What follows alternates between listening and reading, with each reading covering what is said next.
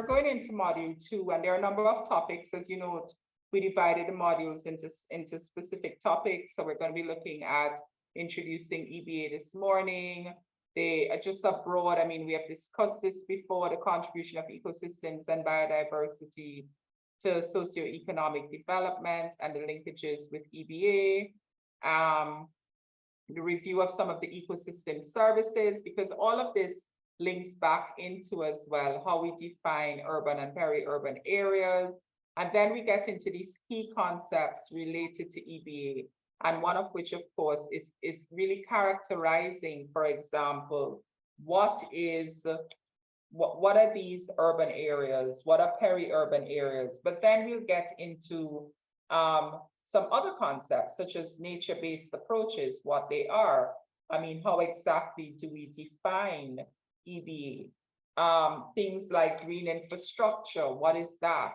Green-gray infrastructure. We're going to try to have a little bit of fun today to see how we can apply these different types of infrastructure. We'll go into more details in, I think, module 3, in terms of the application and planning, etc. But just looking today at, if this is what green-blue or blue-green infrastructure is, where have we seen examples of this in Jamaica? Where, for example, can we include this in Jamaica? And what are some of the missed opportunities, around us? So we may have new construction, or we may have new roadways. Did we miss an opportunity to incorporate some form of EbA? So we're going to look at those today, and then also focusing a little bit about some of the adaptate EbA options in urban areas, the intended outcomes, and what does effective EbA look like, and what are some of the characteristics of that.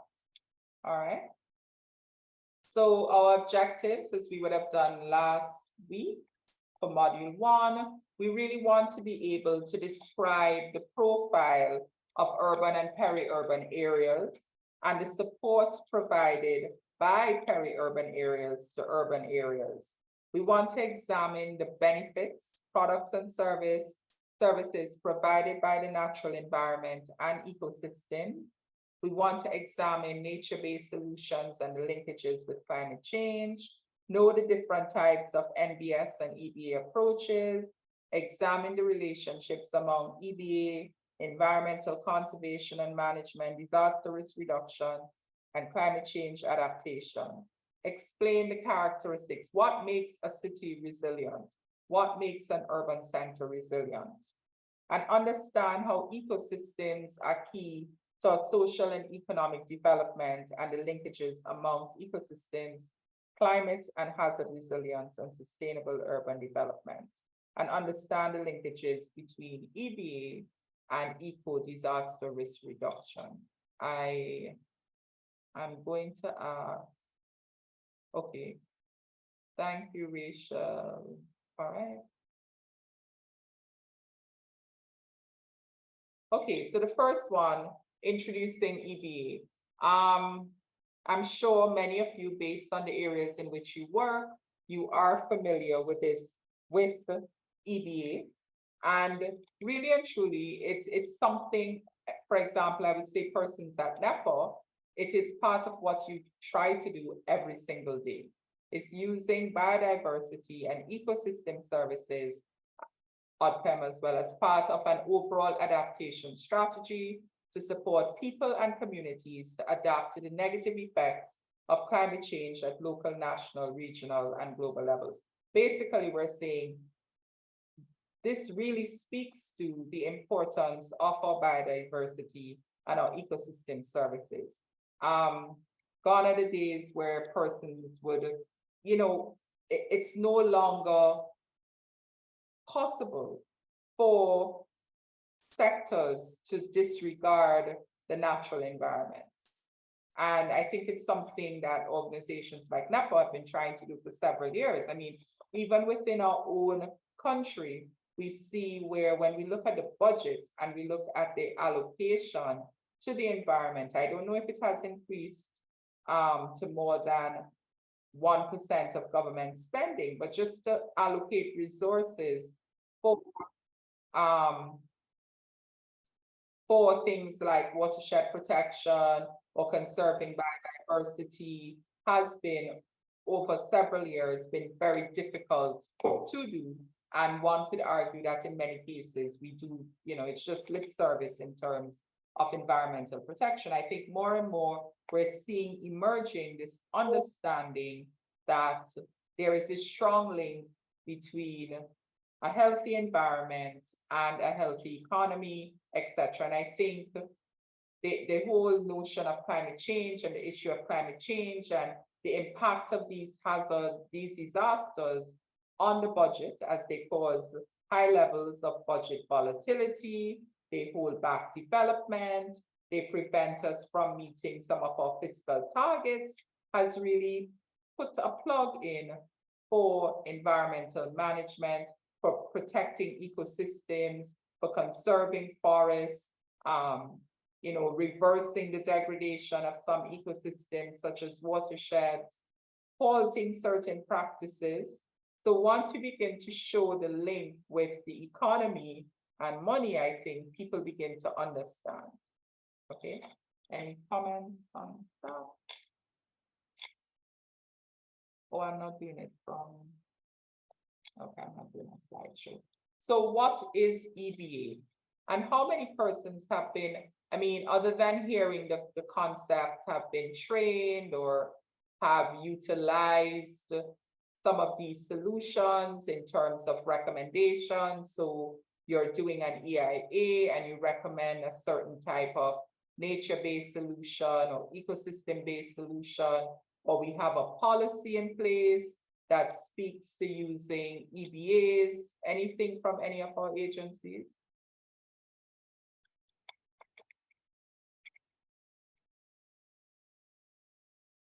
Nothing? Ashley, you're speaking, or no? Anybody wants to add anything? I see. Okay, Adrian, you have done a course on it through your studies. Anybody else?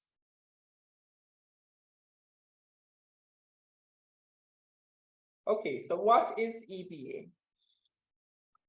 I'm sure you've heard of nature-based solutions. So it's a subset of what we refer to as nature-based solutions. And it's an umbrella concept that includes various EbA approaches to climate change adaptation and disaster risk reduction. As I said before, it really incorporates using biodiversity and ecosystem services as part of a strategy to help people adapt to a changing climate. And basically, and simply put, it's about how do we utilize these ecosystem services as part of our overarching climate change adaptation strategy. It also looks at the notion of protecting, rehabilitating, and maintaining, well, it should be in a particular order, protecting, maintaining, and rehabilitating different types of ecosystems, such as our wetlands, our forests, or agro-ecosystems. And it may include activities such as reforestation. If we're looking as well as the notion of rehabilitation, it must include things like reforestation. And we know that when we think of a nation, if we think of any nation has about 7 stocks of capital that determines the wealth of that nation. And one of those, or forms of capital, is natural capital. So every country has access, for example, to economic, to man-made capital. Human capital is in terms of their human resources. We have access to natural capital. We have access to cultural and technological capital, etc. And all of these forms of capital together determine the state of a country, how well you're doing from a socio-economic perspective. And really and truly, when we look at EbA, we're focusing on how do we utilize this natural capital to help absorb some of the shocks that we're exposed to based on climate. By utilizing this natural capital in a certain way, we're saying we're able to enhance the resilience and capacity of, we're able to enhance the resilience of these cities, of urban centers and peri-urban centers. So a strong focus on EbA is about protecting, maintaining, and rehabilitating. And another aspect of it is how can we use these ecosystems and this biodiversity to actually, as a strategy, to help us adapt to a changing climate. So how are these ecosystems? We discussed somewhat last week the state of our ecosystems, but how do these ecosystems actually contribute to socioeconomic development? Anyone wants to get into that? How are our ecosystems contributing? As we know and as we are aware, when we think of environmental quality, that is really linked to economic and social well-being. We know that a healthy environment, if it's able to carry out its various functions, whether it's a regulatory function or a production function or a carrier function, it can contribute to socioeconomic development, right? Because we recognize, and I think most of us here know, that natural resources and ecosystems provide a range of goods and services that we need to survive. And oftentimes it is some of our economic sectors that do not realize the importance of the ecosystems in which they use. So I think we have some folk here from NWC, do we? Are you on today? Anybody from NWC on today? Yes. Okay, so I'm gonna throw out a statement to you and I'm gonna ask you to sort of respond. So we have in Jamaica, we discussed it, we didn't have the figure last week, but we did agree that we have several degraded watersheds in Jamaica. NWC relies on water, right? And you get this water from these watersheds, right? Share with us how these degraded watersheds affect the quantity and the quality of your water. How does it affect your infrastructure, like your dams? Share with us. And, you know, should we as citizens, as government and so on, require that this public body either rehabilitates the most degraded watersheds or pay for the water that you actually pull from these watersheds? So that, in other words, how would you feel if we were to say that because you get your main supply, your product for sale from these watersheds, maybe it's possible that you pay NEPA to rehabilitate these watersheds? What's your take on that? Well, that's an interesting statement. I don't know if I have any other of my colleagues online. I see Tonette. I don't know if she's your colleague. Yes, she's the right. Tonette has quickly raised She's the right colleague. She is the correct colleague. Right colleague. I'm gonna see you done it. David, you really sell me out, man. Well, you raised I'm your not hand. the right colleague. I'm so glad to see you done it. She raised her hand pretty quickly. So no, actually, I raised my hand to support Dave. And I have another colleague I'm going to pull onto the bus. So, and without calling any name, please prepare to join.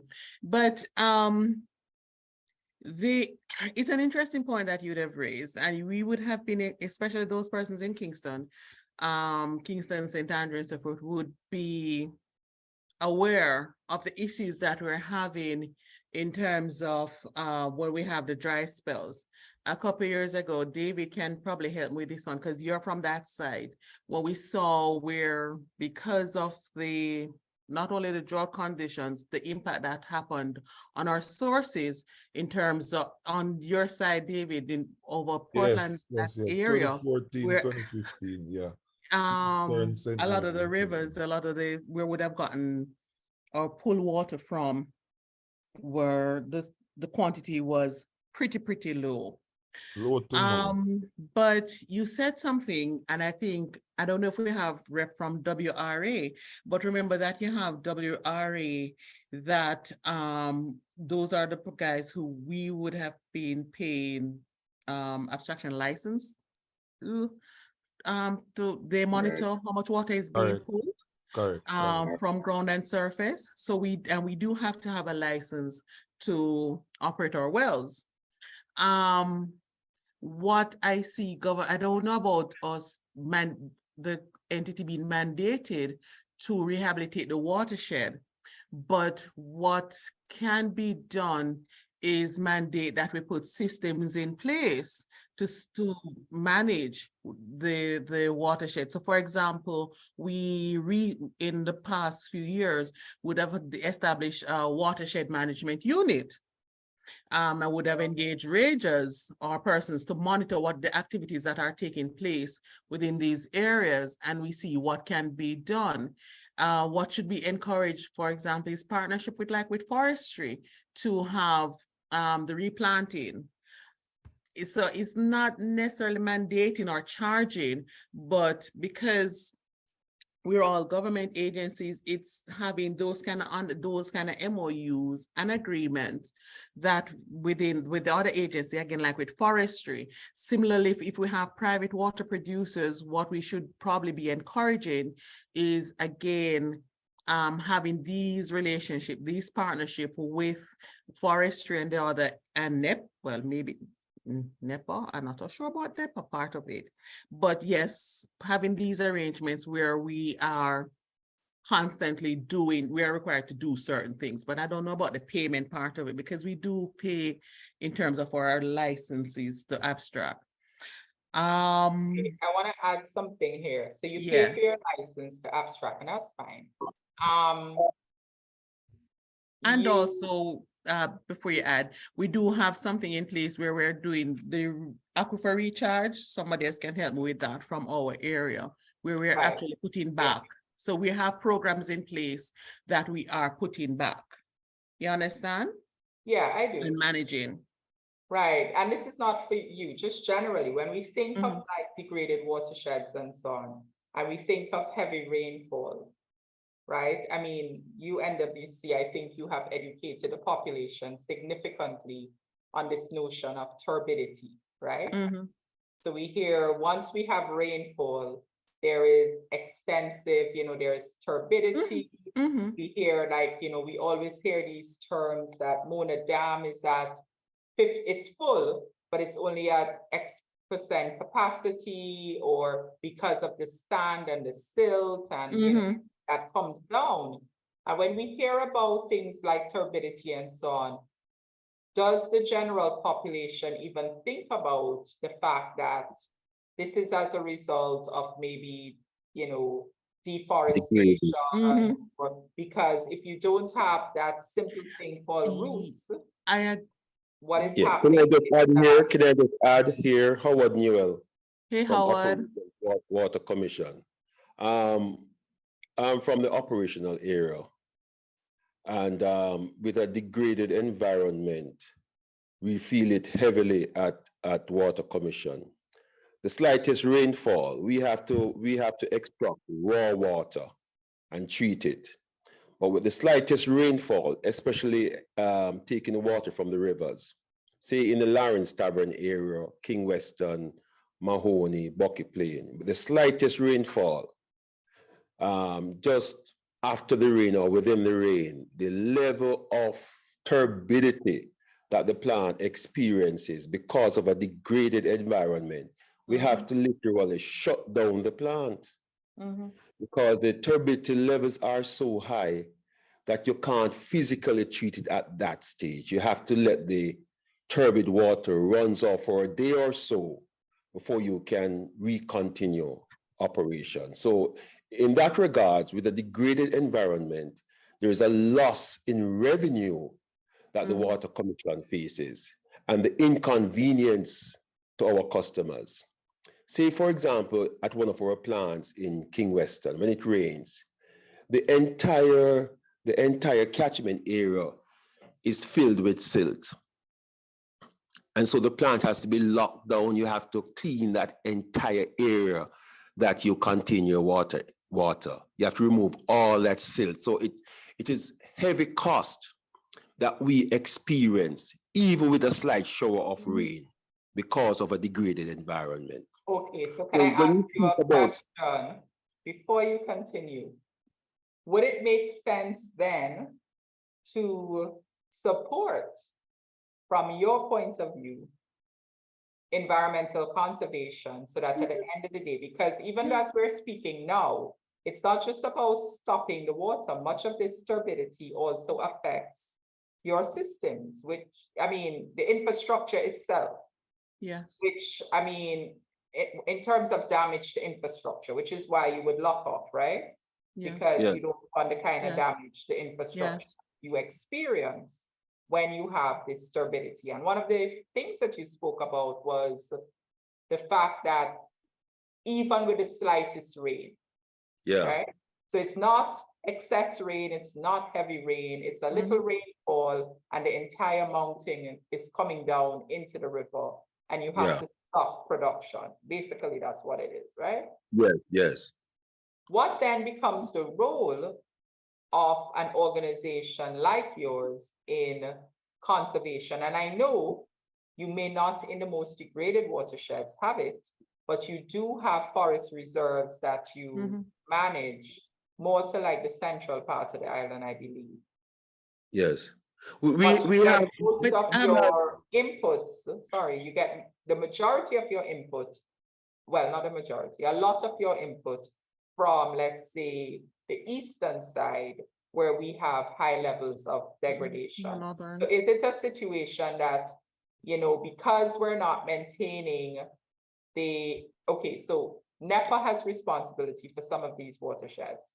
So can we say, because they're not maintaining the watersheds, they're damaging, let us look at it as pure private sector sense, in a pure private sector. So we're not government, we're private sector.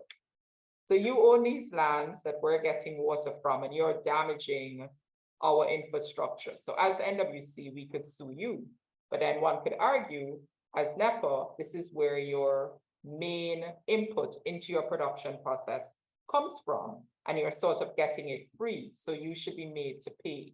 So how do we feel about stuff like that? Because we're looking at the environment, we're looking at ecosystems, and we're also obviously looking at innovative ways of managing these ecosystems. Is it okay to call you Elizabeth? Or yeah, that's my name. Right. You don't have to, everybody don't have to be miss, no. Yeah, right. So as you said something important, and I guess one of about creating awareness. And that is a part of it. But I think we need more partnerships between the different entities. I mean, yeah, we have a forum like this, but also, and I agree with you in terms of maybe not creating that awareness from our point in saying, this is what is happening. This is why we have to do this, because often persons will say, oh, rain or fall and water commission cut off. How come we know? So no rain or fall in the reservoir kind of thing. But again, you hear some when Howard speaks, you realize the challenge that we're having with that. But then what about the poor farming practices that's taking place within some of the same areas that Howard is saying where we'll pull water from? So in the hills of St. Andrew and about around the other places, those poor farming practices, the squatting, so it's a big problem. It's not something that you can say to an entity, okay, so you're pulling off 5 million gallons a day, and this translates into what amount of cost. So you need to put this back to you have to pay this back to the government or NEPA or some other agency to carry out their role in maintaining for want of a better term, infrastructure, the watershed areas, is not enough for us to do that, because then how does, for something like water as an entity, and worse if we're going to talk private now, who we're going to have to pass off that cost to who? To the customer. Right. So it is where we have within fora like this, where we have different agencies, where we create serious partnership, and we don't just create a beautiful document and place somewhere, but we actually have active working documents between the agencies, between the entities. So for example, from the Ministry of Finance standpoint, diversity, you have a unit that deals with projects, and you have to deal, you have to funnel everything through that. And each person, you're required to have a project management office, for example, in your entity, and you're supposed to be doing these. These are things that where we can take it. You have entities like ours or the private producers, you have a unit that is tasked specifically to deal with that, and you make sure the unit is active. You make it also possible for us to have easy access to grant funding to do some of these things. So then the cost of carrying out some of these activities are not necessarily passed on to the producer or the service provider, which then in turn we have to pass off onto the customer. Because again, we're talking about water, so it's not something that we can make it too expensive, So we can go into a whole other argument as to whether or not it should be a public good, So the charging the entity, I don't necessarily see. It's using having partnership, mandating the establishment of particular units with key responsibilities, and you can even regulate those. You have, whether it's NEPA or WRA, or if you want to parse off part of it to the economic regulator, which is the OUR. But I would not necessarily support charging entities for the outside of a license for the amount of water that they may abstract. Okay, so, but the idea behind the discussion was that you do agree, one, there is need for partnership in There definitely the is. protection of these ecosystems. Yes. So the idea coming out, so I use that whole thing with the pain to get you going, but the idea is that degraded watersheds do have an impact on the economic viability of entity. So that's the idea of the discussion. And I think you are agreeing with those because, and it also has social impacts, right? Because there was a point, I think it was Howard that made it, that, oh, when it have rain and it's raining and we don't have no water, how is that possible? People say that all the time, right? But they don't understand. They don't understand even their own activities in the upper watershed regions and how that impacts your ability to provide water. All right. So that was the idea behind the discussion. I noticed. And also the partnership is not just multi-agency, but the ordinary man has to be the communities. Yeah. Right, because they too, as individuals and as communities, we need to understand how we're affecting these ecosystems. Exactly. And we need to understand the linkages between these ecosystems that may be degraded and how that then results in some of these natural disasters. And the truth is, we do not have to have the types of flooding that we normally have after a rainfall event. If, for example, there is, our ecosystems are not as degraded, all right? So, as we discuss, I think I see some other hands up, but I'm going to do this slide and then I'm just going to call. So my NWC people, you can put your hand down so I can differentiate the newer hands. But thank you for that. So I think we agree generally that the list of benefits provided by nature, by ecosystems, they're huge. There are many. I mean, when we think about things like, so in this case, we spoke about a production function, which was water. But then, and last week, Adrian spoke a lot about pollination services, and you saw his passion for that and the link with agriculture. But oftentimes we don't speak about things such as nutrient cycling. Today we spoke about flood control, right? Natural pest control. So there are a range of services that we provide.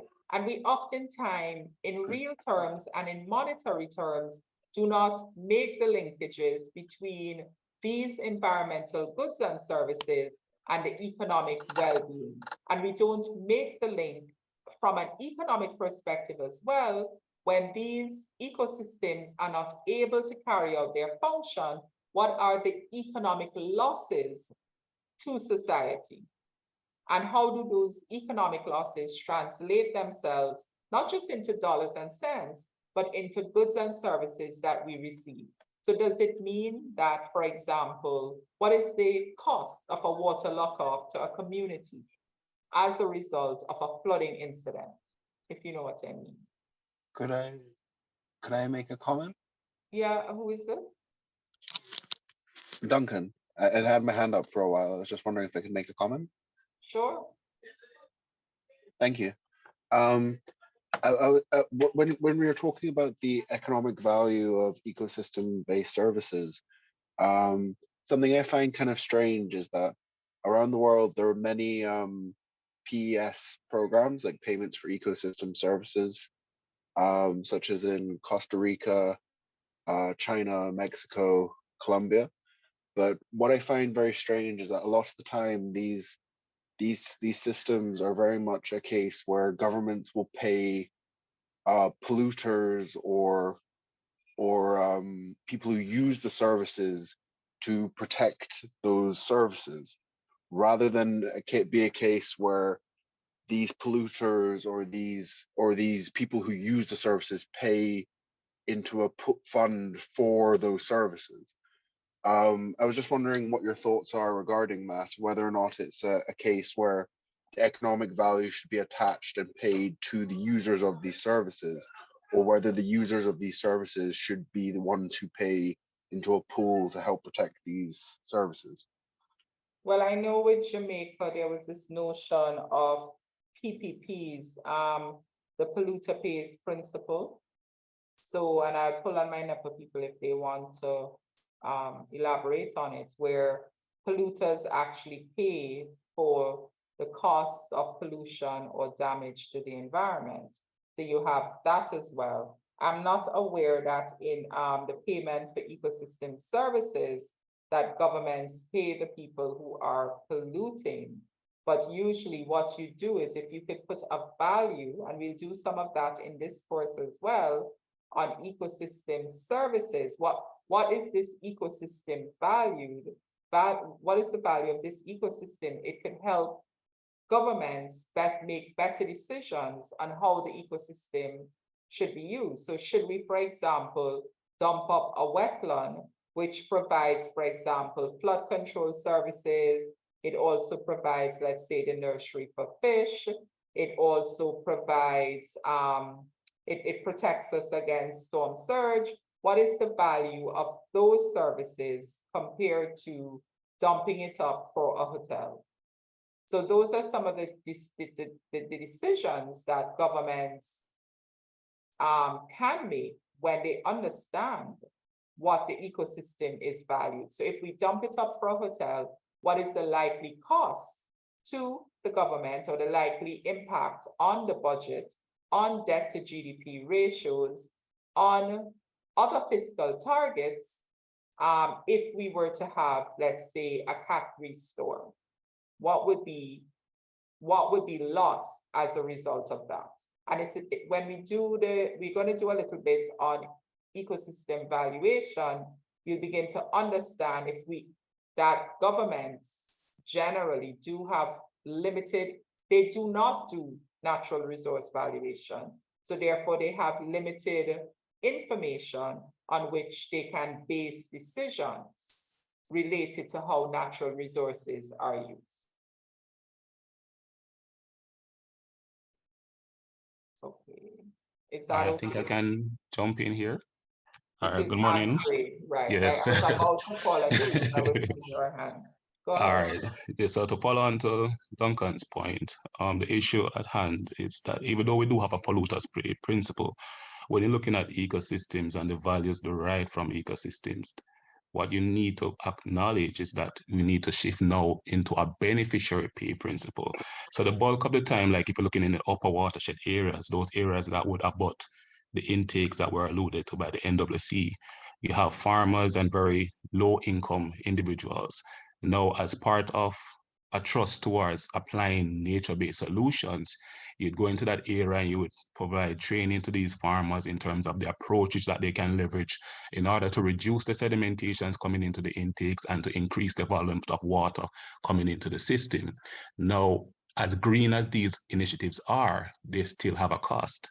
Now, it is unfortunate that the bulk of the time we're thinking that the cost is there, you're using the land, you should absorb the cost, when in reality, you are benefiting from the service that will be derived from them implementing these activities. So it's very hard pressed for the government to adopt a stance where you look at a farmer who's collecting $20,000 a month, for him to go in and invest that $20,000 into a system that will derive some benefit for us in the lower watershed areas.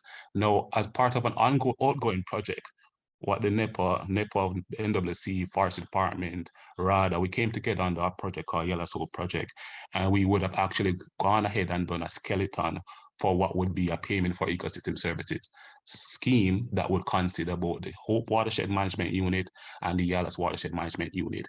Now, to the point raised earlier by the NWC, and it's something that is to be taken very seriously by everyone on this call, the cost has to be going to someone.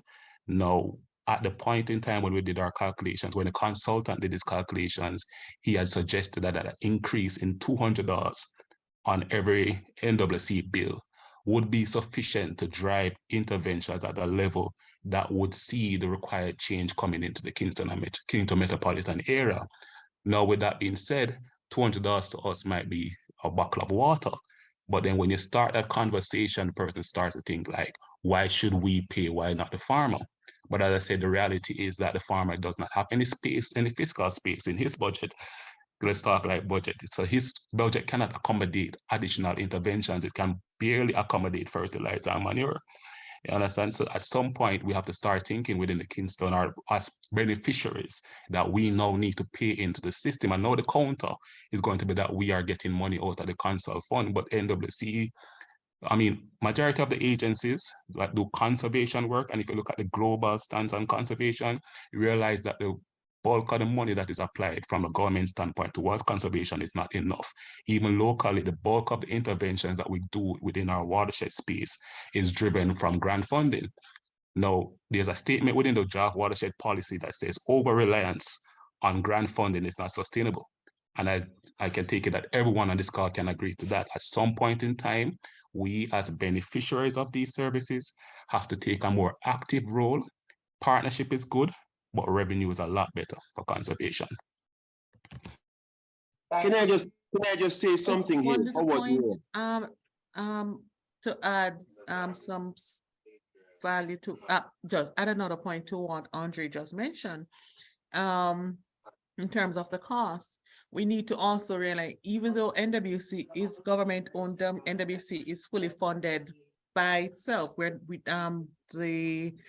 it's through the organization own revenue that we operate. We do not get funding from the consolidated fund. So when you have competing, my brain's slipping, but when we have financial constraints, it is a little bit tricky. So if we're talking about applying a cost, that cost has to go somewhere. And it's going to be to the it has to go somewhere where you have limited funds. And we're not funded by the government. We're not paid through the consolidated funds. We are paid through our own revenues, or operations rather. Yeah, and sometimes you do talk about your profits and that kind of thing, or not profits in a year. I see a hand up from Michaela Miller Corley. Michaela, your hand is up. Michaela? Okay, I'm not hearing Michaela. So I think generally we are in some, oh, your mic is not working. So if you want, Michaela, you can put your comments here and we'll read it out, all right? Okay, all right. So I think generally most of us are saying the same things about the importance of these ecosystem services. We recognize as well that the economic activity does not pose a threat to the environment, but sometimes it's the scale, the pace of that activity, or sometimes it's the decisions that we make around an activity where we do not effectively consider environmental issues. So if we're looking at anything, we need to look at the economic, the social, and the environment. And one of the things that I wanted us to do, I just threw up these slides. I mean, we have been sort of discussing around them about the services that are provided to different sectors, to different, the services provided by ecosystems. So this was an example for agriculture in terms of what are some of the natural services provided by ecosystems, all right? So a lot of you know this, so we have soil forming and conditioning, waste disposal, pest control, pollination, carbon sequestration, habitat, etc. But one of the things that I want us to do, and I want us to just look at these questions. I am going to give you a 10-minute break. In 5 minutes, I'm going to give you a break. But before we go on that break, sorry, let us look at just, how and why, and apply it to Jamaica. So I think we have in various ways through the use of water, looking at water resources, looked at the ecosystem services and their importance in reducing social, economic, and health-related vulnerabilities. But I want us to talk a little bit about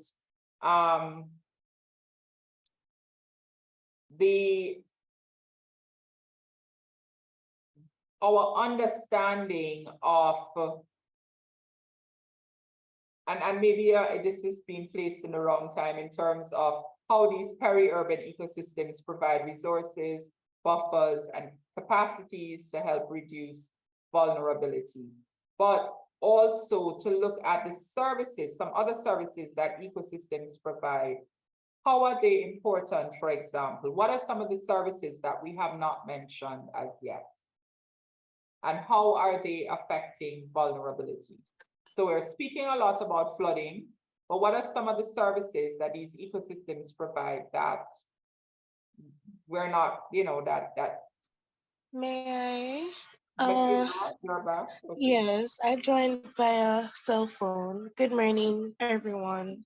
Morning. So some of the ecosystem services that ecosystems overall would provide here in Jamaica, we have provisioning services, regulatory services, cultural services. Some of the provisioning services that we would have discussed would be, water quality, the consumption of water, right? And we consume water from a domestic point of view and a commercial point of view. From a commercial point of view, we're able to gain revenue from the supply of water. And for regulatory services, we would not have spoken about carbon sequestration, removing mangroves and those types of ecosystems.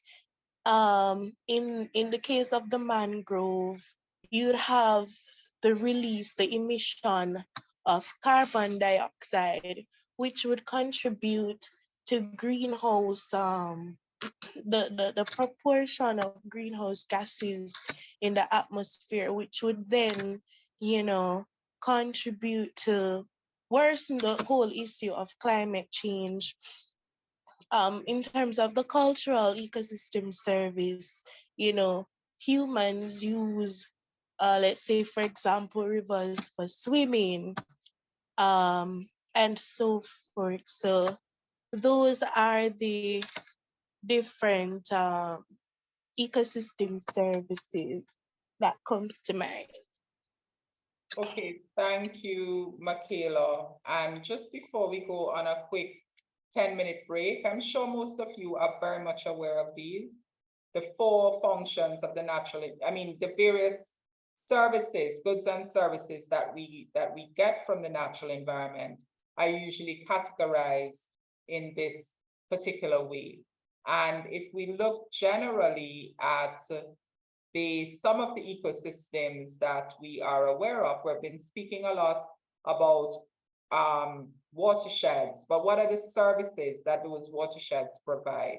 And what is the cost to society of these degraded watersheds? So not going to go through in detail, but we know some of the main services: recharging water catchment, formation of topsoil, regulation of runoff, and flood control. When we do not have these intact, what is the cost to society of these degraded ecosystems? We have increased land degradation, loss of topsoil, reduction in the flow of rivers, and increased flooding, siltation. We've been talking about a lot of that with NWC this morning. Reduction in water quality and quantity, the availability, higher bill payments for treatment of water due to increased energy consumption, and NWC, is that correct? Increased marine and coastal contamination and degradation that could adversely affect, for example, our tourism industry, loss of habitat, loss of fauna and flora. We had discussed before the state of ecosystems in Jamaica, but just looking at that and the cost. So it's more than just the function itself, but the cost of that degraded ecosystem to society. And can we put economic values on the cost to society of those degraded ecosystems?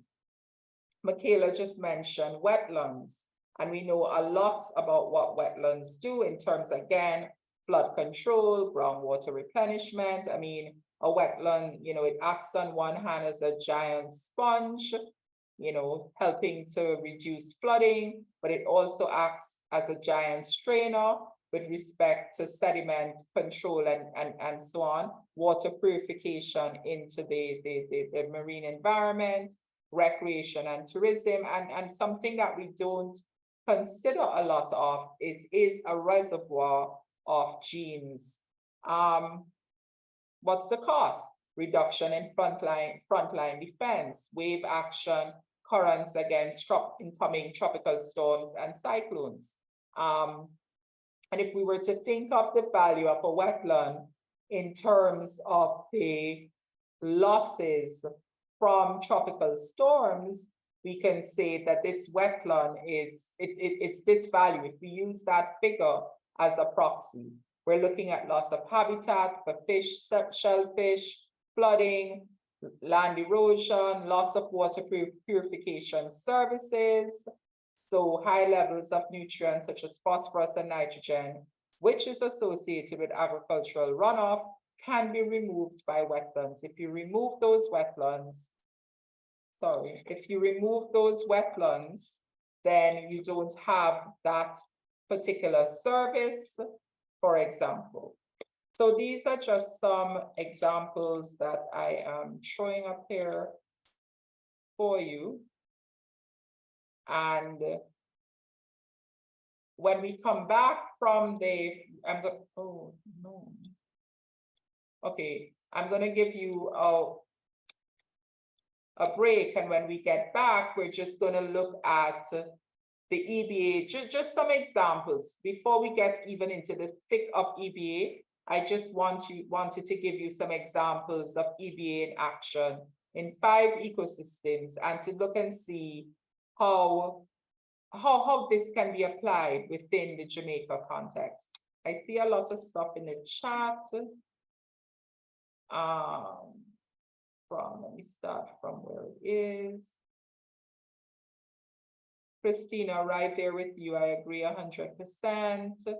Aisha, we now have to look at things like replacement costs and avoidance costs, all part of natural resource valuation. Ashley, ecosystem valuation is an important aspect to consider and communicate. Christina, the cost becomes more complicated as we delve into the interconnectedness of ecosystems and the feedback loop created from degradation of natural capital. Agree, it's a very complex activity.